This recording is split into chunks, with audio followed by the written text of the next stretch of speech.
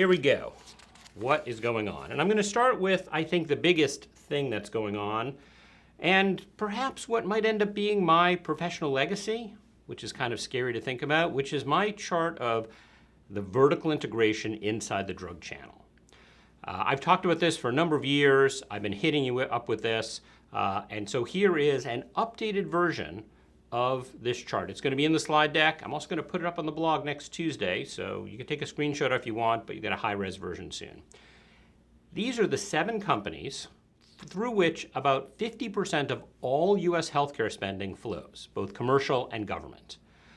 These companies are all, in one way or another, have been trying, to varying degrees of success, to build a vertically integrated, risk-enabled, all-payer business, healthcare services businesses.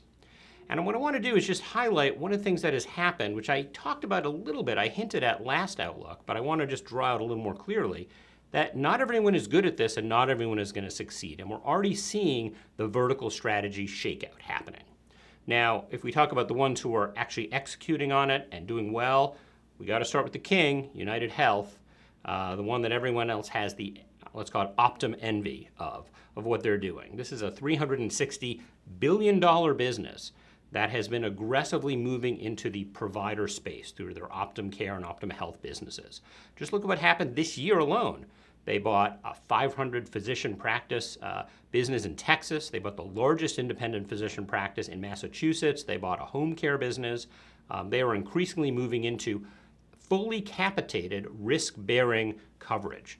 I think they had, based on their analyst day a couple weeks ago, they have 3.2 million people in that already this year and expect to have more than 4 million next year. So they are the ones who are moving fastest into this model. Next, we see companies that are, to varying degrees, picking and choosing what they want to do. And I'd put Humana into this category. They've clearly decided they're going to have this vertically integrated model focused on Medicare Advantage. So they have actually been exiting a number of businesses. They have recently gotten rid of their home care business. They divested the Kindred at Home hospice business. They're reportedly closing the Senior Bridge home care business. They've outsourced the commercial rebate business they have, the negotiation of those rebates, to the Ascent Health Solutions, which is part of Evernorth, which is part of Cigna. So they're not even doing that part anymore. And we can look at companies like Elevance, the old Anthem. They are now pushing into building out their vertically integrated strategy. They have invested significant sums with SS&C and Humana to build a brand new PBM platform, so they're not dependent on Caremark. They've acquired a specialty pharmacy. They've stood up a PBM 4 or 5 years ago. So their challenge, what they're trying to do, is actually emulate some of these strategies. At the same time, we've seen a number of companies step back from what they were doing, most notably Centene. Their managed Medicaid problems are well documented. We've got a settlement today practically going on. They're outsourcing their entire PBM operations to Express Scripts.